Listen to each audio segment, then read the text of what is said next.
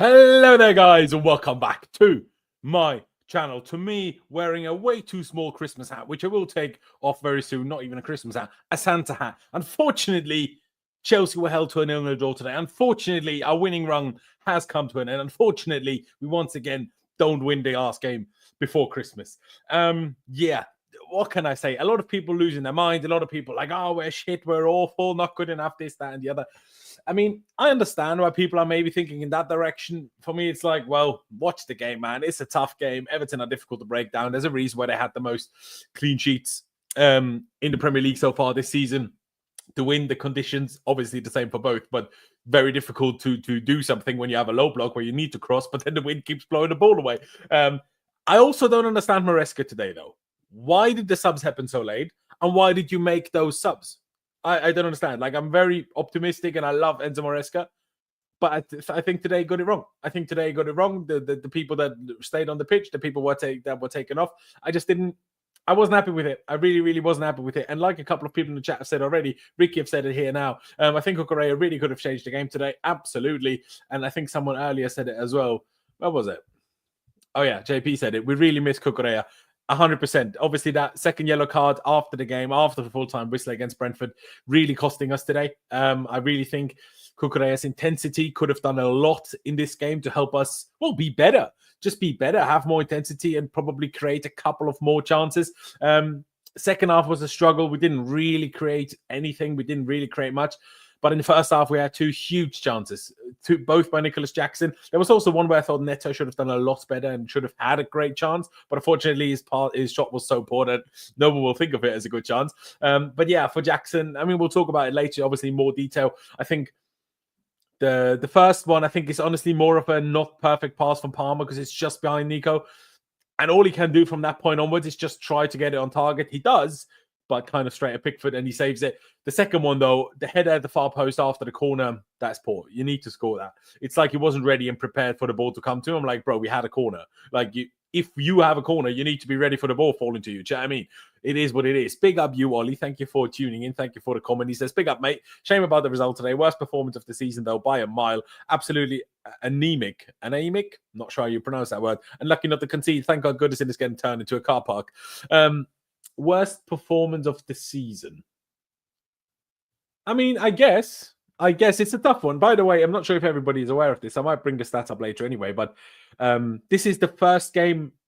That's not true. I've just realized this. This is because Pys posted this is the first game that Chelsea haven't scored under Enzo Maresca. That's not true. We didn't score against Man City. Maybe it's the first time we didn't score since that game against City, but we certainly also didn't score in the first game of the season. So ignore that stat, but there you go. Ollie says, and Jesus, Palmer, and Sancho today were dumb and dumber. Literally. I mean, I thought Sancho was okay first half, but just got worse and worse as the game went on. And Palmer was just dreadful. Honestly, Palmer was really, really poor. And honestly, I think it's a bit of a problem that he played that poorly and still got to play the whole game and got to stay on the pitch the whole time. I'm really not happy with that. We'll get into that a little bit later. Daniel says, we are not in the title race.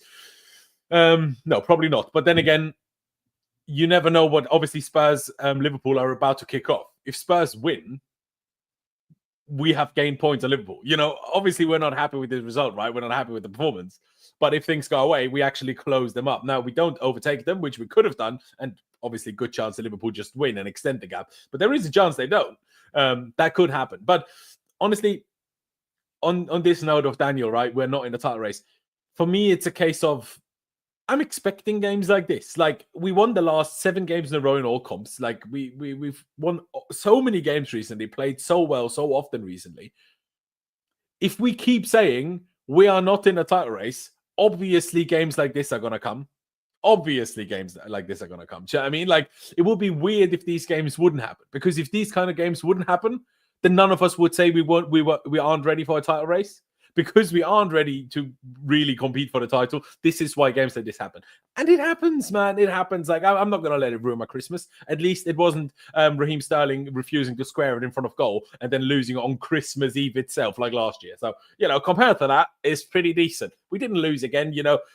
Sure, it's not great, but hey, take a positive. We kept a clean sheet.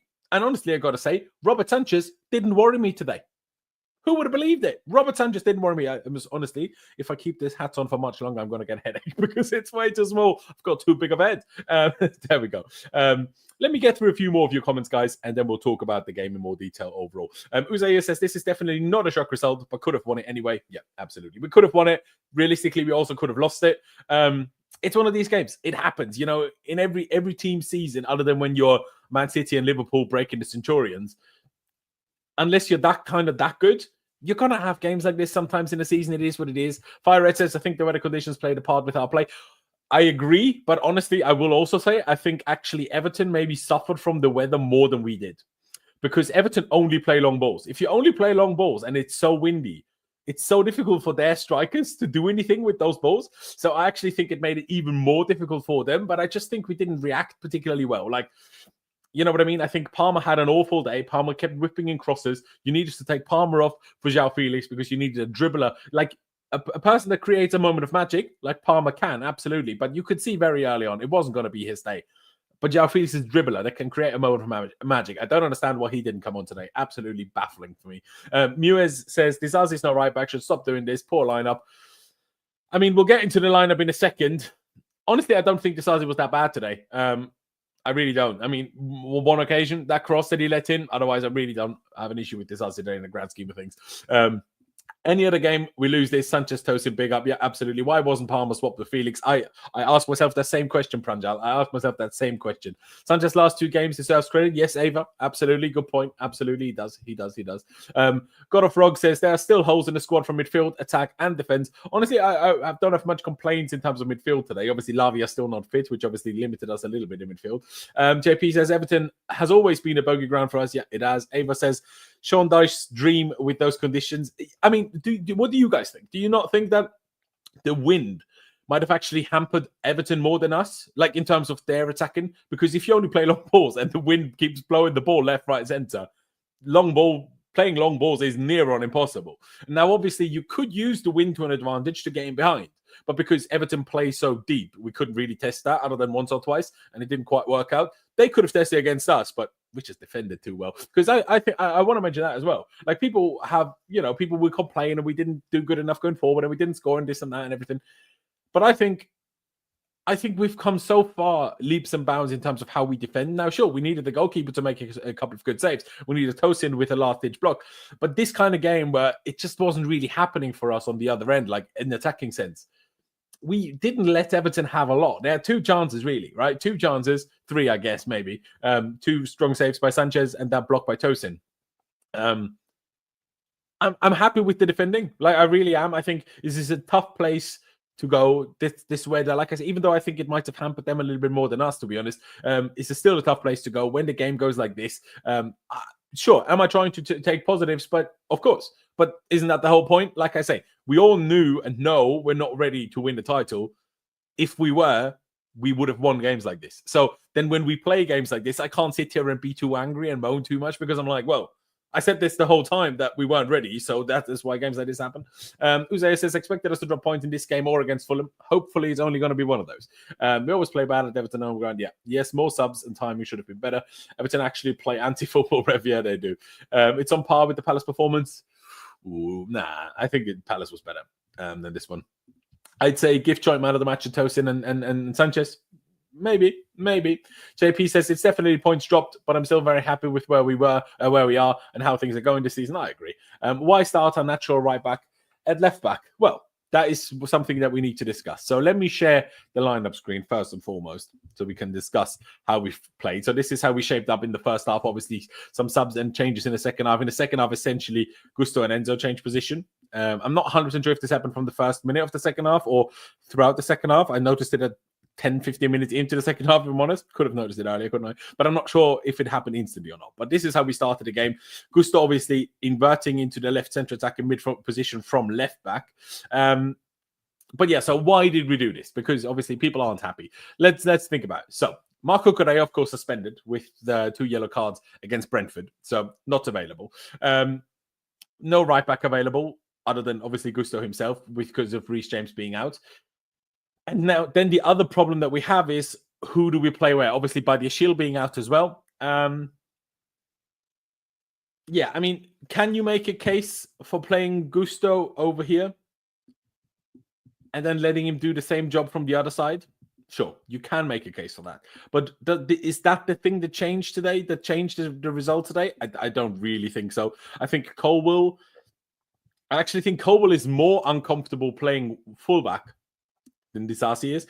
Not because I think Disasi is better at it, excuse me, but because Disasi has done it multiple times this season. So he's just going to be more used to it. Do you know what I mean? So I really don't mind that much. Obviously, without Lavia and with Gusto inverting into the attacker mid position, we had a double pivot of Enzo Fernandez and Caicedo. Like I say, second half it switched and Enzo played higher and Gusto remained deeper.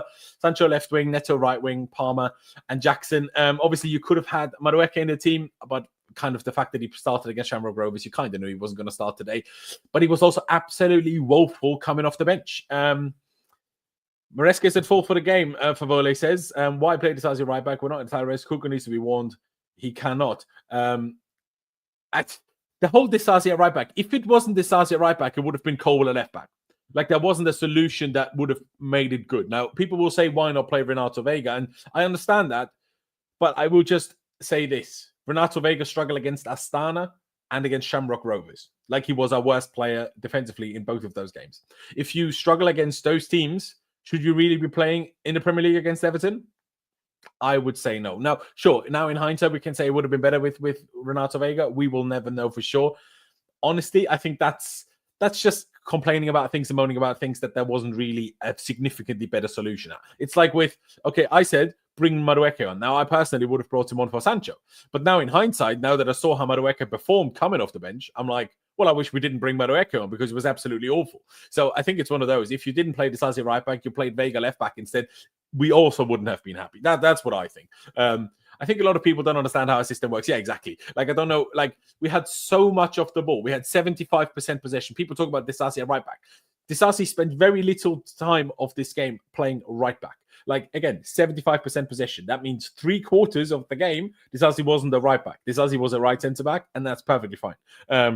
I really don't think that was the issue. Sure, he got beaten on one or two occasions, but no more or less than our right back usually does. I really don't think Disasi had that bad of a game today. I think Palmer had a shocking game, his worst game in Chelsea, in Chelsea colours. I really think it was absolutely dreadful, and I find it a bit of a disgrace that he was allowed to stay on the pitch. I thought Neto was okay, not great, but okay. And I thought Sanchez should have been the guy to come off, if I'm being honest. Yeah, it's frustrating. It's frustrating. Ollie says, I never want to see Gusto cross the halfway line again. He should have played Achipong today at right back. Now, of course, that is a case to be made, but I think, Ollie, that's another one of those where now in hindsight, because what we did do didn't really work the way we wanted, we can say that. But if we started Achipong and he's kind of like overwhelmed by the physique of Everton, by the long balls, by the wind, by, you know, the dirtiness of how Everton play, if he's overwhelmed by that, makes one mistake, cost us a goal, then we're all screaming here, you know, Maresca this, Maresca that, Achipong this, Achipong that. He probably never starts in the Prem again, or at least not for weeks and months. So I get what you're saying, but this is only in hindsight because it didn't really work out. And you can't say we were defensively that bad. Like, a keeper made 2 stays and one defender made 1 block. That's it. Like, this is a Premier League game and we limit into very little. Now, of course, Everton don't attack a lot anyway. That's Everton's thing, right? But when they do, they're dangerous. And we didn't really let them kill us. So, yeah. They're never going to play Achipong, but from now, he has to be an option. Disasi really can't be starting in the Prem. I'm surprised that people are so upset with Disasi's performance today. I really didn't think it was that bad, if I'm honest. Like JP says, I'm not sure why people are so fixated on Disasi. I really don't think it was a problem. Like, I'm not saying he was great, but yeah. Why did he play Gusto inverted again? It never worked. I mean, it definitely has worked before, in my opinion. But why did he do it? Because who else do you have? If you don't invert Gusto, you have to play Vega and invert him, which you can do. But is it a good idea? Again, he struggled against Astana and he struggled against Shamrock Rovers. I don't know why people ignore those facts and why you're like, oh, well, struggling against Shamrock Rovers, but sure, he's going to be great against Everton. I don't really see that one.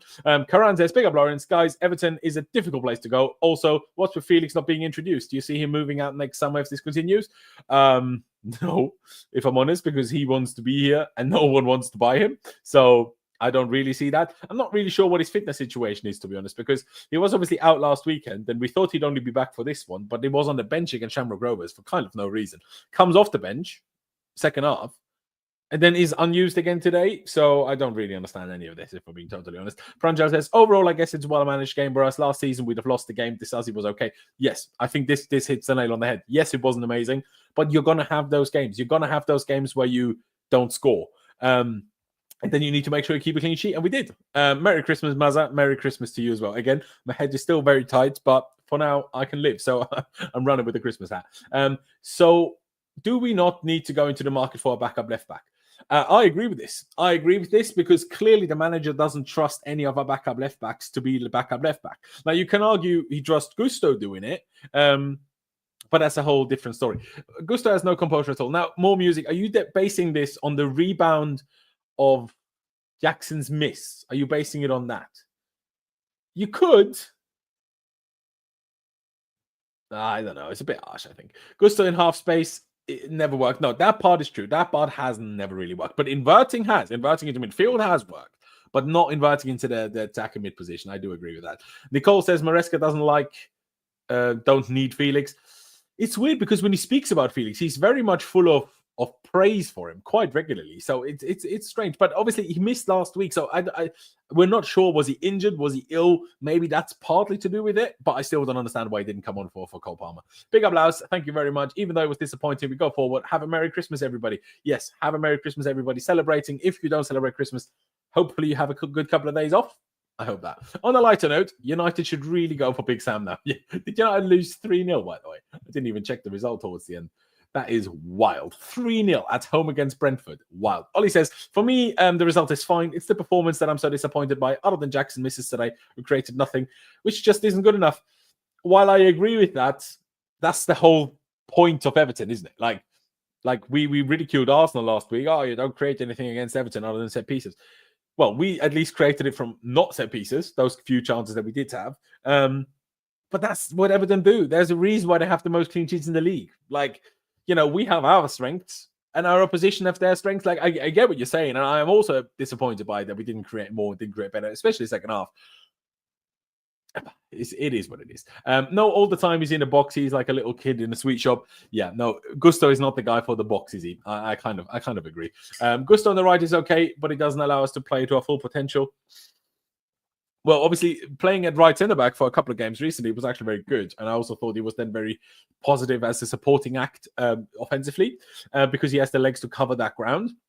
He didn't have those legs. He wasn't really able to do that today. But like Gabriel says, we missed Kuku today. Absolutely. Merry Christmas, guys. Keep flying high. See you next game. Absolutely. Can I believe that result had Corona's ready to celebrate 6 wins? Well, yeah. It is what it is. On the left. Yeah, okay, I hear you. Now, let's get into the game stats, shall we? Let's look at this from a broader perspective, and then we talk about the players individually. Let's look at the stats. Like I said earlier, we had 75% possession. We had more XG than them, but still not particularly a lot of XG, is it? 12 shots on total, 5 of them on target. Everton still had 4, so it wasn't that different. According to Fotmo, we had 3 big chances, although how can we have 3 big chances but 0.77 XG? That doesn't really align with each other, in my opinion. Obviously, a lot of passes. Everton with a lot of dirty fouls. Yeah, I mean, most of our XG was from open play, although some of it was a set play. That was obviously when Jackson hit the post. You'll take it, I guess. They had actually more XG after shooting on target than we did, which is quite interesting. But yeah, we hit the woodwork, obviously. It's just one of those, man. It's just one of those. It's one of those games that's going to happen. Like, I go back to it. All of us keep saying that we aren't ready for a title race. But then people moan about a game like this. I'm like, is it because people hope that they'd be wrong about us not being ready for a title race? Maybe it's that. Because it surprises me that people are so disappointed. I'm not expecting a title charge, never have done, but this team, fresh off a week off, should be quality enough to win a game like that. No excuses. Game saved by Tosin for me and lost by Jackson. I mean, I get it, right? Don't get me wrong. It's more, I just think people sometimes ignore that we just don't play against ourselves. We actually play against oppositions, and oppositions that do everything in their power to stop us. Like that is all Sean Dyche and Everton came here to do, is to stop us winning and stop us scoring. And that's what they did, to be fair to them. But that was their whole game plan. Like, ask Bayern Munich how that goes sometimes. You know what I mean? Like, what did we do in that Champions League final? Nothing. All we did was beat that team, park the bus. That's all we did. And it got us a Champions League. It happens sometimes, man. We weren't anywhere near as good as Bayern that day. Still got a result. It happens. JP says, we were never going to win every game. Exactly. We move, it's fine. But these results are why Maresca says we ain't ready for a title race. Absolutely. And by the way, another thing that I think people don't quite think about enough, Maresca is fantastic. I love him. He's like done so well this season. But not only is the squad very inexperienced and therefore not ready for a title race, I think that same applies to Enzo Maresca as well. Now, of course, Enzo Maresca was in a championship title race and won that title race, but it's not the same. It's not the same. And I think Maresca will hopefully learn of games like today as well. I hope so anyway. Everton defensively are so tough to break down. They played their game plan perfectly. Yeah, exactly. Now let's get into these player ratings, shall we, boys? And we started off with, in my opinion, our man of the match, Robert Sanchez. Made 4 saves. Now, these numbers don't look as fantastic as, in my opinion, they were. 12 out of 15 passes completed. You see, we didn't really use the goalkeeper much today. Only 3 long balls. So all his 3 misplaced passes were long balls. Why is that, though? Because Everton didn't press. So when Everton don't press, when your opponent don't press, you don't really go back to your goalkeeper that much because you don't have to. But that was a good thing because that's why I said quite early in the game, I'm not worried about Sanchez today because they don't press us. He's not going to make a mistake on the ball. And on the line, in goal, he's decent, and he made some strong saves Two really strong saves. The one to his bottom right is a good stretch save that he pokes around the corner. And then when he comes out towards Jack Harrison from the one big chance, really, that they obviously did Tosin cross as well, but that was more of a kerfuffle in the box, wasn't it? But the one for the cross to Harrison, completely unmarked at the far post. I'd need to see it back. Did Gusto leave him alone? Was Colwell not wide enough? Not sure. But Sanchez comes out so well, blocks it so well. I was very, very, very, very happy with that. Ladies and gentlemen, you need to help me out. What rating do we give Robert Sanchez today? I've seen someone say, JP say 8.5. Big K says 8. I missed a lot of the game. Can't comment from what I've seen. 7.5 average, done his job. Fair enough. I think interesting to call 7.5 average. I would say 7.5 is quite high. But there you go. Cuckoo makes a massive difference to the system, and we missed him so badly. Absolutely. That's why I'm still a bit annoyed about him. He was fantastic last week. But it still annoyed me that he got himself that second yellow. It really annoyed me. Win the FA Cup and top 4, I'd be over the moon. Yeah, and the Conference League, obviously, we have to win that.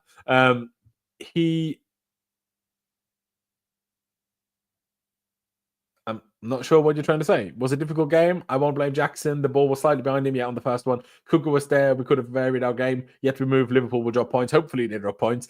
I don't blame Jackson on the first one. I blame Jackson on the second one where he hit it against the post. He should have scored that one. No, not Jackson's fault we draw this game. Other players have to step up. It's a team game. Absolutely. 8.5 is what Biz says. 7 out of 10. Ollie says, was our best player, but nobody deserved higher. No, I disagree with that. I will give... I'm tempted to give Sanchez a 9, but I think maybe 9 because we didn't win is a bit too high, so I'll give him an 8.5, like a couple of people in the chat said. But I think purely his individualistic performance, even warrants as high as a 9, if I'm being totally honest. I thought he was really good. 2 really strong saves, collected cross as well, was, commanding, was vocal. It was a good performance from Sanchez. I criticize him a lot, so when he does do well, I also want to praise him when praise is due. Let's get to our back 3. Let's look at their stats. And obviously we start with our central centre-back in possession. Tosin Adarabioyo. I get better at saying his name. I get better. What do we see? 9 misplaced passes. Not bad. Not going to complain too much about that. 3 of them were long balls. 3 out of 3 tackles. 5 out of 6 ground duels. 3 out of 5 aerial duels. And that goal-saving block. That point-saving block, realistically. Fantastic game. There was 1 or 2 passes that weren't amazing, but there was also some very good line-breaking passes for him, which I was very happy with. So Tosin did a job today. I will give Tosin... What would you guys give Tosin? Put it in the chat what you guys would give Tosin. I would probably give him a 7. No, sorry, a 7.5. I'll give Tosin. Would you go along with that, guys? Let me know. I might change it. Now, Ollie says, I think people are going a bit mad for 2 saves, to be honest. I mean, I get that, but he, first of all, he made 4 saves in total, and we faced 4 shots on target. So, I get what you're saying, But if a goalkeeper faces 4 shots and saves 4 shots, and 2 of those saves are incredible saves, what more do you want from a goalkeeper, bro? Do you know what I mean? By that logic, a goalkeeper, other than when you're really bad, can never have more than a 7.5. You know what I mean? Like, unless you're Manchester United and you've got David De Gea and you allow him to make 25 saves every game, unless that happens, can you never give a goalie more than a 7.5? So I disagree with that. But there you go. There were 2 great saves and could argue saved us points. No, definitely saved us points. Maybe it's not even up for debate. Tosin 9. That's very high, but fair enough. I'm not going to go quite that high. BK says 7.5, 8 for Tosin. Ollie says 7, 7.5, 8. Tosin 8.5. That block was huge. Joint man of the match with Sanchez.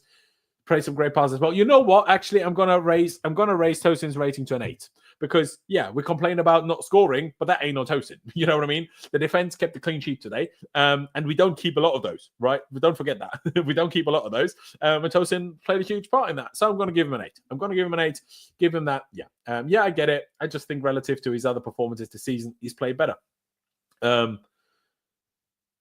has he, or did he just face more shots in other games where he's played better? You know what I mean?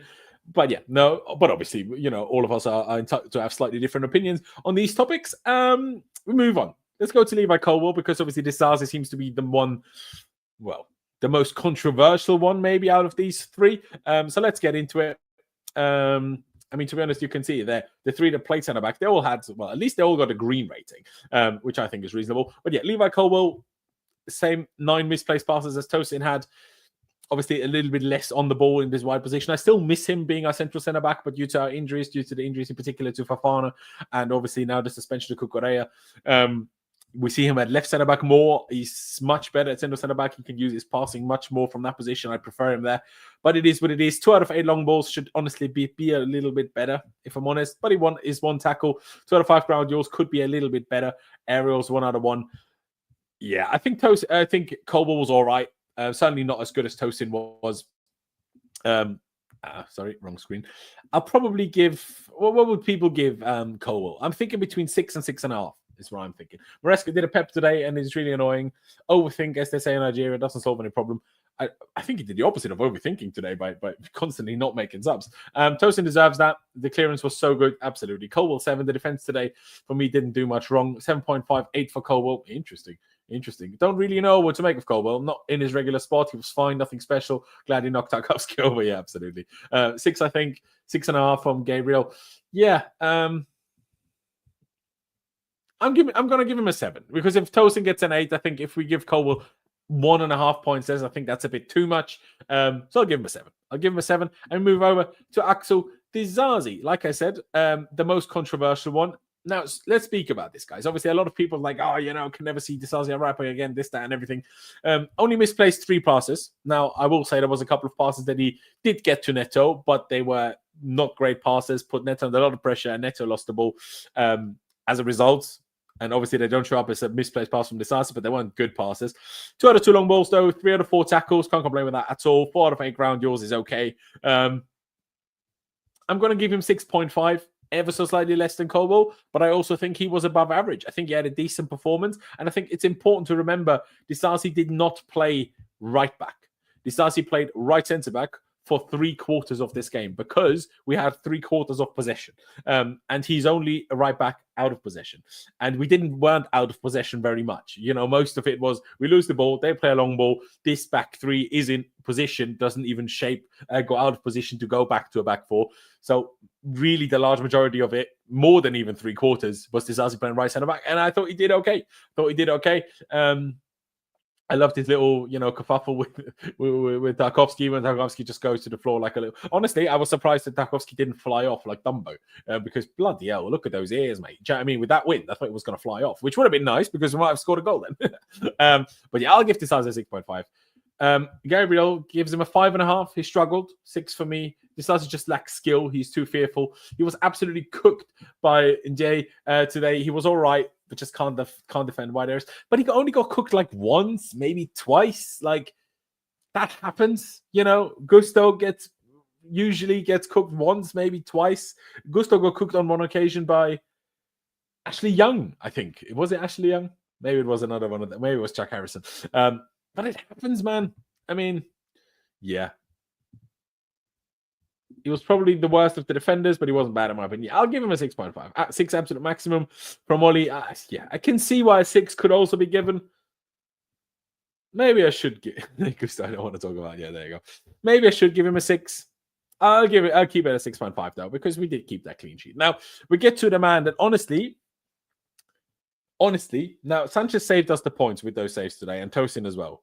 But actually, in terms of purely performance, I actually think Moises Caicedo was by far our best player today.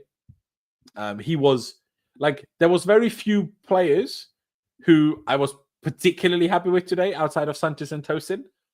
But there was the amount of times I was watching this game and I thought, Caicedo, you are a god. You are a monster. This is outrageous how you're tackling, how you're playing. He got given a foul against him on another occasion where he pulled off an incredible tackle, and the ref just couldn't believe how good the tackle was, so he gave a foul. Only 6 misplaced passes as well, which is very strong. 2 out of 5 long balls. Okay, that could be a bit better, to be fair. 2 out of 5 tackles. Again, one was given as a foul when it clearly wasn't. 7 out of 8 ground duels. That's not usual for Caicedo. He doesn't really usually have these great stats here. I thought he was brilliant. Because I don't want to overdo it, and because I think Sanchez warrants his man of the match, at least joint man of the match, I'm going to keep it as an 8.5 as well. But like I said, for Sanchez, I think had we won the game, I would have easily, and neither Caicedo or Sanchez did anything different, but say Jackson scored one of his chances, I would have easily given both of them a 9 today, because I thought Caicedo was absolutely brilliant once again. And for Caicedo to play so well, even in games where as a team we kind of struggle a little bit, I'm very happy with that. I'm very, very happy with that. See, guys, we're not in a title race. We're trying to not lose games. Yeah, sometimes you try to not lose games, but that's part of it. Don't you remember Jose Mourinho? If you can't score, you make sure you don't lose. It is what it is. Massa says even would have given Caicedo a 9. Ref was looking to call Caicedo up on everything today. Every time he makes a good tackle, the ref calls it a foul. Exactly. 8.5. Loki Palmer's been poor in his last few games. Forget the penalties. No, he was also good against Spurs outside of the penalties, to be fair. Perfect explanation, Laus, as usual. Thank you, bro. 8 for Caicedo. Fair enough. I'm going to give him an 8.5, but I hear an 8 as well. Enzo Fernandez. I'm going to switch this around now, because I thought Enzo, you could certainly see that he stood out more in the second half. I thought Enzo had a good game. I thought Enzo tried very hard. I thought Enzo showed a lot of fight. I thought he showed a lot of intensity. I thought him and Caicedo were the ones that showed it most in the absence of Marco Correa. There was one shot where he could have had a better shot, but I thought he was trying to create. He was trying to make things happen. I was all right with Enzo. I'll give him a 7. I'll give Enzo a 7. What do people think for Enzo Fernandez? Let me show you. Let me show his stats on screen. I wonder if they're going to suggest similar to what I've rated him now. But yeah, I thought he was decent. This shot in particular, I mean, he could have aimed it a bit better at the far post. That might have gone in. Was a decent opportunity. 9 misplaced passes in the position, especially that he played second half. Obviously, I don't know how many he misplaced first half, how many he misplaced second half, but I'm not going to complain about it. 3 out of 3 dribbles, very strong. 2 out of 2 crosses, both to the man. 7 out of 10 long balls is very, very, very strong. 1 out of 3 tackles, okay, could be better, but at least 1. 8 out of... you know what? I'm actually going to raise Enzo's rating. I'm going to raise it to a 7.5. I actually, now looking at the stats, it's even more impressive than I had thought. I'm going to give him a 7.5. I thought it was good. There was 2 moments where I wasn't happy with him. One where he gave a foul away at the edge of the box, and another one where he should have given a foul away and should have got booked also at the edge of the box, but Everton kept the ball, got shot off, so it never got called. But yeah, I actually was quite happy with that overall from Enzo Fernandez. I'm happy that Enzo, for Caicedo, we're almost used to it by now, because he's been obviously so good for the whole year almost, or at least since maybe March time, right, earlier this year. But Enzo Fernandez now, Enzo having a good game when the whole team struggles a little bit, is a great sign, in my opinion. A fantastic, fantastic sign. So I'm very, very happy with that. I've got to say, I'm actually pleased with that. So yeah, I'll take it. I'll absolutely take it. Fair play. Enzo Fernandez, K-Star Gaming says, could this be seen as Cucurella being an integral part to our success? No, absolutely. I think Cucurella, maybe just after Caicedo, is our most important player. And the step to the next most important player is actually quite significant, in my opinion. The next one I'd probably say is Jackson. First of all, Palmer hasn't been that great recently, but also I think we have a lot of players that, well, obviously we don't have players that can do what Palmer can do, but we have players that can have a moment of magic like Palmer can. I think in terms of importance in keeping our performance levels high, I think the order of importance goes Caicedo, Cucurella, Jackson, then Palmer, and then a lot of others is how I see it. JP says Enzo 7.5. He was decent today. 6.5, I think. Decent performance from him. Fair dues. It's 8.5 from him. I think that's high. Because he's had to play through that windy conditions and I think get most of his crosses off. Yeah, to be fair, 3 out of 3 crosses when it's this windy, it's not easy. So fair play. Absolutely. We move on from Enzo Fernandez and we go to Malo Gusto. Now, this is a tricky one now because do I think Gusto had so specifically bad moments? Not really. Like, obviously, if you guys have any moments where you're like, oh, here Gusto was really bad, fair. But I really don't. I don't know. Obviously, this was the header after the Jackson miss. Now it gets 0.20 XG, which is not super high, but not super low either. Obviously, you can see it's close range. But the ball comes to him. It bounces up after the save from Pickford. If he doesn't go for the header, it flies over him because it's too high for him to just control it. And obviously, he doesn't in that moment have time to look around behind him. Is a teammate behind him or his opponent behind him? If it's an opponent, they could counter us. That could be dangerous. So I get why he went for it. This one, could you have argued a potential penalty by Pickford? Now, Pickford kind of got the ball, but doing exactly what he did a few years ago when he tore Virgil van Dijk's ACL. Pickford did exactly that. Gusto jumped over it, thankfully. Yeah, I mean, passing, 5 misplaced passes, you can't moan with that. Sort of 1 out of 2 shots, okay, ignore that. The dribbles could be a bit better, to be honest, from the position he plays. He's technically gifted. He can run with the ball. He can dribble quite nicely. Crossing as well, and obviously quite central, so it wasn't really much crossing today. But 3 out of 3 long balls, 2 out of 2 tackles, 4 out of 8 ground deals is okay. I'll give Gusto a 5.5. I think a lot of why it didn't really work with Gusto is more that he doesn't suit what we're asking him to do so well, or he's still getting better at doing what we're asking him to do. There's also a clear reason why we switched Enzo and Gusto in the second half, because Gusto wasn't really doing the job. You know what? Actually, I'm going to give Gusto 5, just because I'm going to go quite low for some players further up the pitch. So I don't want to go too high. Maybe 5 is better. Gusto going forward offers nothing, unfortunately. 5 for me. Yeah, that's kind of the... What? By the way, you have a cult following in the Caribbean, bro. I recently met some people who watches your streams in Trinidad and Tobago. Big up Trinidad and Tobago. Big up the bloody Caribbean. My love for the Caribbean started when I was a kid, and my dad went on holiday to the Caribbean on a sailing cruise trip because he's a sailor. I was a kid then, and then he came back and brought me a real coral, like a tiny bit. From the Caribbean. Ever since then, I love the Caribbean. Obviously, Pirates of the Caribbean movies, some of the best movies in the world or ever. So big up the Caribbean. Are you from the Caribbean, K-Star? Where are you from? Are you also from Trinidad? That'd be cool. BK says 6 for Gusto. He's a right back playing left back. Yeah, but he wasn't really playing left back either, though. He was kind of playing left attacking mid and then left DM. So anyway, we need a new left back. Maresca doesn't trust Vega. Yeah, I'm noticing that as well. He isn't trusting Vega. There was a couple of occasions now, Liverpool away, where we thought Vega might start there. All of a sudden, he played Reece James left centre-back and left back. And now today as well. He doesn't trust him, does he? You are from Trinidad. Big up yourself. Isn't Lewis Hamilton? Isn't his dad from Trinidad? So shout out Trinidad. My dad went to Trinidad and Tobago, so I love that. And Antigua, are you also from the Caribbean? Is all the boys from the Caribbean? Who would have thought that? Shout out to Caribbean, man. Love the Caribbean. Big up all of you guys. Hey, you have antigen over here, and you do have a big cult following in the Caribbean. I don't know what antigen means, but appreciate you. What am I seeing? I don't really think it's Gusto's fault for where he's being played. It's more Maresca, but my God, this brother cannot attack. No idea what to make of him today. 5 seems harsh. 5 seems harsh. You know what? If Ollie's saying I'm harsh, I am harsh. So I'm raising it to a 5.5 again. We move on. And we get to this, man. I need to talk about him. Cole Palmer, bro, I'm not happy with you today, man. I'm not happy with you today. Now, he got a little bit better in the second half. There was a couple of decent dribbles, way 1,000 and stuff. But then the following 3 kicks were all terrible. The cross, there was one cross where like, he had so much time and space for a cross, and he puts it out for a goal kick. Honestly, that was the worst performance for Cole Palmer in a Chelsea shirt. Okay, the passing numbers aren't that bad, but why not more passes, bro? Like, we had so much of the ball. Get yourself on the ball more. 3 out of 5 dribbles, okay. That was towards the end when he got a few fouls out of them. 1 out of 7 crosses. That's what I mean. That is poor, bro.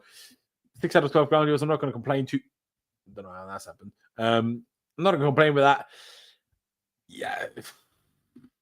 I'm just not sure whether I want to go as low as a 3. I'm definitely giving him no more than a 4, but I'm questioning whether I should go even lower and go down to a 3. Antigen is probably Antigua. Yeah, there you go. Trying to spell Antigua on my phone is malfunctioning. Yeah, there you go. Yeah, shout out Antigua. I love Antigua as well. For Palmer standards, a 2. And that's being generous. It might sound harsh, but Palmer gets a 3 today. It was awful. Yeah, you know what? 3 might even be too high. I'm going to give him a 3.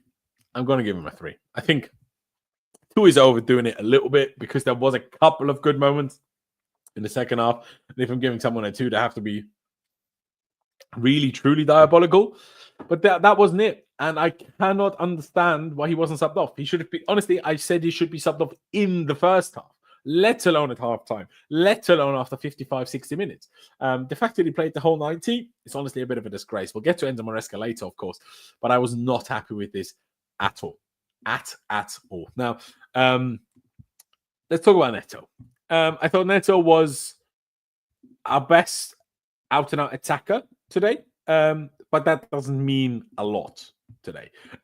Let's look at him.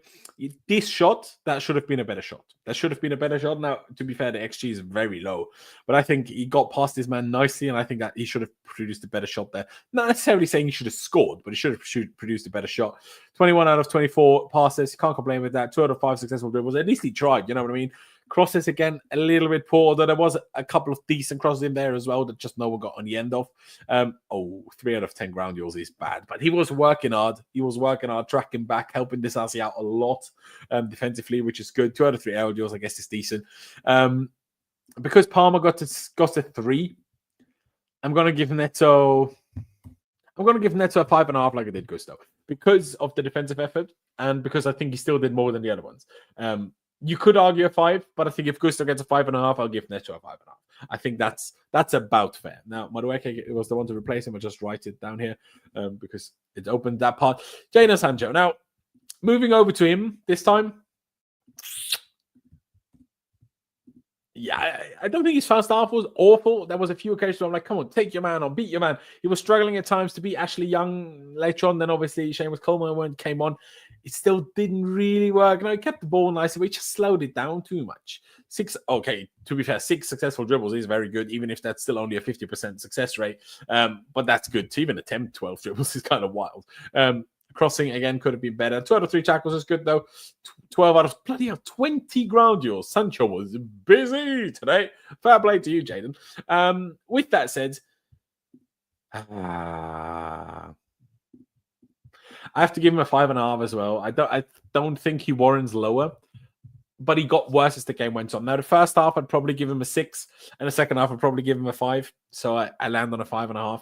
I just think we should have changed it earlier. Am I going too high for all of these attackers? You know what? I'm changing it. I'm giving Sancho a 5. I'm giving Neto a 5. And I'm giving Gusto a 5. I'm taking them all down by 0.5. Because I think that is warranted. And I'm also going to shift it again to this position. To be fair, you can argue it didn't really work better when Enzo was high because first half we created some chances, second half we created none. Now, not that Gusto was involved in creating any of them, but still. But yeah, just to shift it around to how we actually started the game. Yeah, I might have to take the ball down a little bit. Big K says 6 for Sancho. Ollie says Sancho 5, absolute maximum. Couldn't beat 2 fullbacks with a combined age of 95. Slowed the game down and attack so much. He killed that attack so much. Yeah. To an extent, I agree, but then he still completed 6 dribbles. You know? So it's like, yeah. But yeah, I had to lower them all by that 0.5. I think otherwise it's just a little bit too high. No Cuckoo, no party. Yeah, exactly. And again, I have to reiterate it. Cuckoo screwed that one up. Don't get yourself sent off for a second yellow card after the game. A game that we won. A game that we won. How do you get yourself another yellow after you win? Just walk off, laugh at them, and don't bother. Don't bother. Like, we really, really, really, really missed him today. The one attack in the second half when Enzo nicked the ball and he gave it Sancho, who spent so long letting Everton defenders get back into position.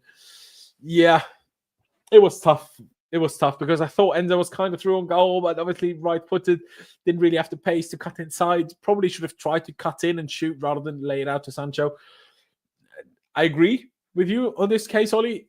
But I will also say this is where you see why Everton are difficult to play against, because the way they were back in numbers so quickly, and in so many numbers, that's the defined why today's game was so tricky. Let me just quickly see if we've already seen like any sort of particularly interesting quotes. Interesting. What are these questions? Oh, we might show that part from the press conference because the press conferences aren't copyrighted by anybody as far as I know. But let's get to Nicolas Jackson first. Now, Nicolas Jackson was subbed off for the 75 minutes for Christopher Nkunku. Jackson obviously missed 2 big chances.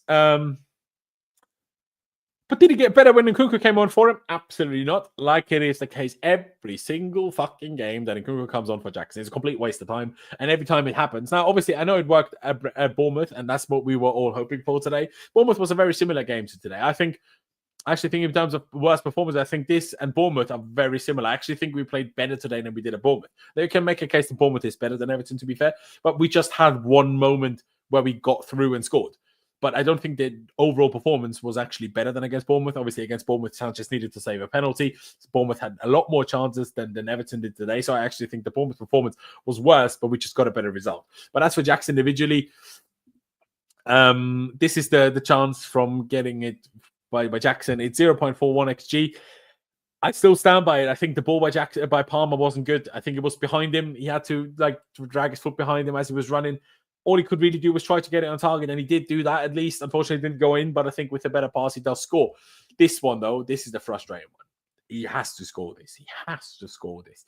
The corner, I think the corner I can't have been delayed up to this. Makes no sense. Anyway, corner, the ball forced him, like I said earlier. I just don't think he was prepared for the ball to come to him, and I'm not really sure how and why, but that's what it felt like. He didn't feel ready for the ball to come to him.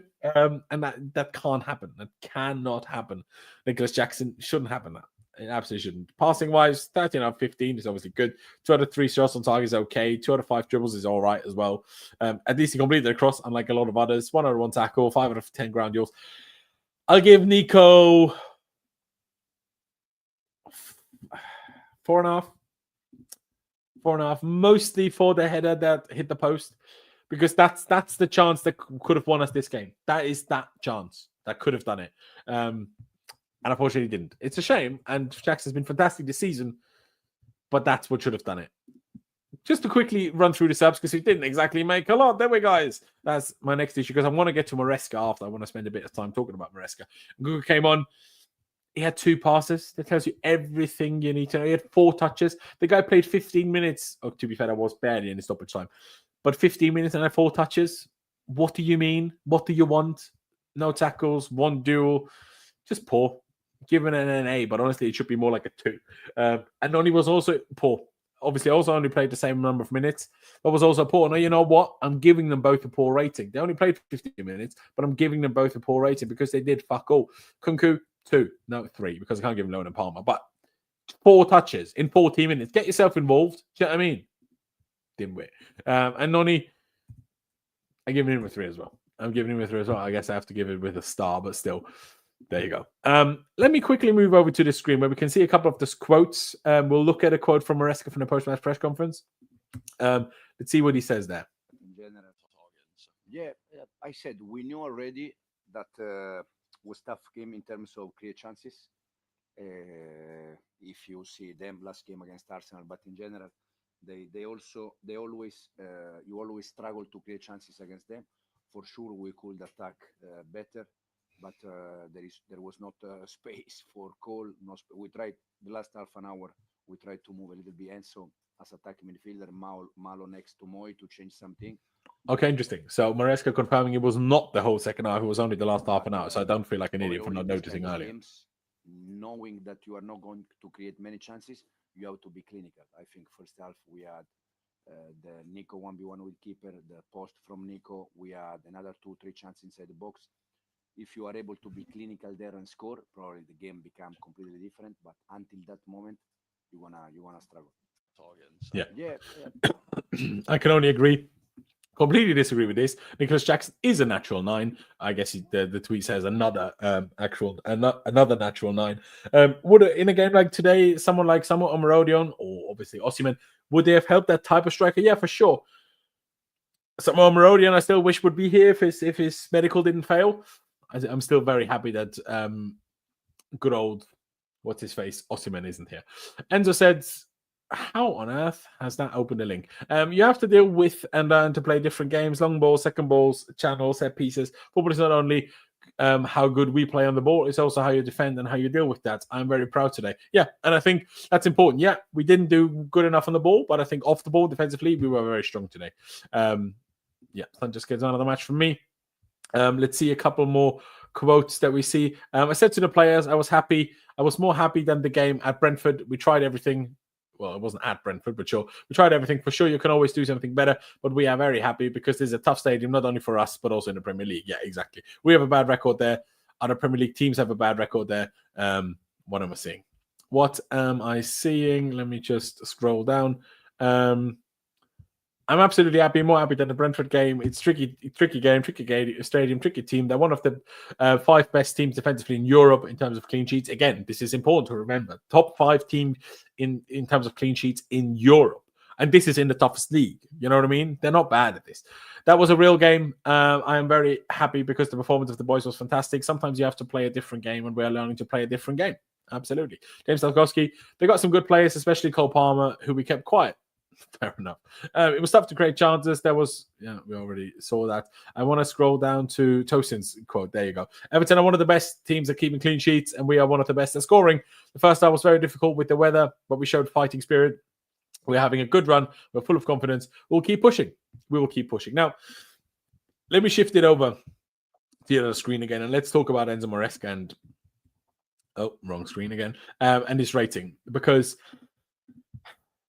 everything Maresca says and said, I actually agree with. I think we should take the positives out of a game like this. If we were more clinical in the first half and we had a couple of those chances, if we go 1-0 up, I'm quite confident that we win that game, that we see it out. I think defensively there's absolutely things and positives to take from this.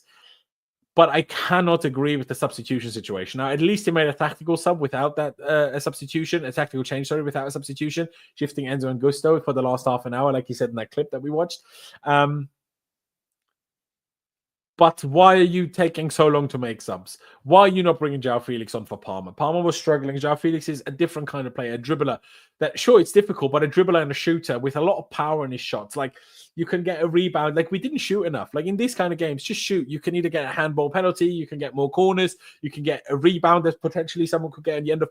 Could have even brought on Mark Yu. I'm not even sure if Yu was on the bench, to be honest. But Yu has that instinct to, like, go for a rebound. And I know Shamrock Rovers is very different, but his pressed intensity would have much rather had Yu coming off the bench than Nkunku for Jackson. Like, much rather. Honestly, I'd much rather every game Yu plays over Nkunku up front. Like, 100%. Madueke, I wanted Madueke to come on. Personally, I would have brought Madueke on for Sancho and would have shifted Neto over to the other side to see if that does anything. But they were both poor. I just didn't think that we did enough subs. I would have liked to see, because it didn't quite work, bring Vega on, shift Gusto to right back, just shift it. Make it more difficult for Everton to track our players, know where we are, know what we're doing. Yeah, I wasn't happy with exactly that part. I'm not going to go as low as Oli. I'll highlight your comment in a minute, bro. I give him a 3.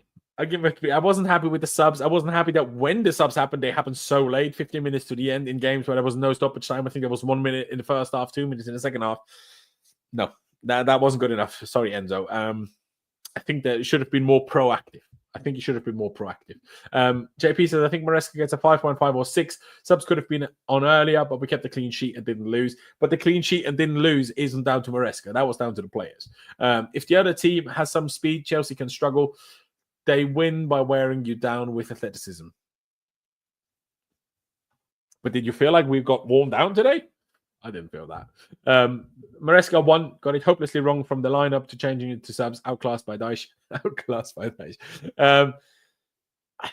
I mean, Ollie, specifically, what do you think if the lineup was different would have been so much better? Because, like, if you say, okay, Vega should have played left back, Gusto right back, and then you didn't have Tisasi at right back off the ball. If you do that, sure. But I can only reiterate, Vega struggled against Astana, even though he scored, and Shamrock Rovers. where is anybody's confidence coming from that he wouldn't have struggled today? I think that would have made us struggle more. I think, yeah. Now, it could have worked. Like, I'm not 100% convinced on it, but I'm only thinking about myself because I'm like, well, I wanted Madueke on because I thought change something up, bring him on. And then he was diabolical. So I'm like, yeah, you want the different player sometimes, and you see it and you're like, oh, maybe it didn't actually, maybe it shouldn't have been like that. Varga is not going to be used in Kuku's absence, and unfortunately Chilwell is done at Chelsea. Who do we go for? Liverpool is winning against Spurs. Oh, are they? I haven't even seen. 3-1 as well. Pissed off. 1-0. Yeah. Why did no one tell me in the chat? But yeah, 3-1. So Liverpool have won this. Yeah, I agree with this. Pice in my group chat just said we didn't shoot enough. I agree with that. It's a shame that Liverpool are winning. Obviously, they will extend the gap to us, but hey, there you go. Well, he put out the lineup. They kept the clean sheet. Well, no, it's true. He did do that. But yeah, I think it should have been a bit better from Maresca. More proactive subs, just more proactive. Maresca really annoying me with these late subs. Need to drop this ego and sort it out. I'm not sure if this has anything to do with ego. It's probably needed Caicedo right back. Yeah, but because we didn't have Lavia, like, would you have been happy with starting Casadei? You know what? That's what I'm saying. If Lavia was fit, I think that's probably what we would have done. But because Lavia wasn't fit, we couldn't really have done that. So it's that combination of injuries, lack of options due to suspensions and injuries, changing things, making the situation difficult. But yeah, just to read your comment out fully. And another body in midfield, all should have, could have, would have, should have, would have, could have. But ultimately, the gaffer, it's your responsibility to change it when it's not working. Waited too long. Yeah, I agree with that. My only issue is there's other subs. You ever think Maresca would try Palmer at right wing and play a different way? Felix at the 10. The way Maresca once plays his wingers, there's no point in playing Palmer as the winger, really, in my opinion, because you could try it. You could try. Yeah. To be honest, with the way our wingers were performing, maybe you could have made a case for that. Absolutely. Yeah, it's obviously a bit of a shame that Liverpool are winning and going to win that game. Makes it a bit more frustrating. But again, we keep saying we're not in a title race, so we can't moan if we 4 points off title. Terrible. Now, obviously, they have it would be 4 points. Obviously, they have a game in hand still, but this is also against Everton. Also, Liverpool will struggle against Everton. Now, I'm not saying they won't win. They might, though. But they will also struggle still. Do you know what I mean? Shasib says, these are the games that need to be won if we're serious for the title. Exactly. And we're not serious for the title. Maresca keeps saying it. The players keep saying it. The fans keep saying it. These games show why we're not ready. But at the same time, if we're not ready, clearly Arsenal aren't ready either, because Arsenal played 0-0 against them at home. Obviously, I'm not saying if we played at the Bridge, it would have been also different. The weather would have been more favourable for sure in London compared to Liverpool, but yeah. Our results, 0-0 away at Everton, is certainly a better result than 0-0 at home to Everton. So, if this game means we aren't ready for the title, that means Arsenal aren't ready for the title either. To be fair, a lot of people think that anyway. But yeah, it's still a long season, and it's still very intrigued to see what Liverpool do. Do they drop off eventually? Do they not? Who knows? JP says, just one of those days, on to Fulham. Do we bring back Santos? I personally don't think we will. Santos obviously having a phenomenal season, obviously had a phenomenal second half of the season on loan at Strasbourg last season, and he's now having a phenomenal season, full season at Strasbourg so far, first half of the season. Scoring lots of goals, being one of the best midfielders in Europe, being the best under-21 midfielder in Europe. He's been utterly phenomenal. I think it's more likely Ugochukwu gets recalled from Southampton and stays in the squad, and Casadei goes out on loan. And I think Ugochukwu is a bit closer to ready. Now, obviously, the loan at Southampton went really, really badly. I'm not really sure if maybe Ugochukwu could now start to get more minutes now that obviously Russell Martin has been sacked by Southampton, and they will get a different manager. Ugochukwu get more chances, potentially. But I think that's more likely that we bring back Ugochukwu rather than Santos. Hopefully, Everton get relegated for playing diabolical football. See, I disagree with this. Maybe I'm a bit of a football traditionalist, romanticist. Romantic, that's the word. First of all, I think I'm a bit sad. Now, I'm glad that Chelsea don't have to play Goodison anymore, but I'm a bit sad that now Goodison will get demolished. And I've never managed to get to Goodison Park. It was always one of my favourite stadiums in England, like the old school stadium. Obviously, it's shit if you sit behind one of the poles, right?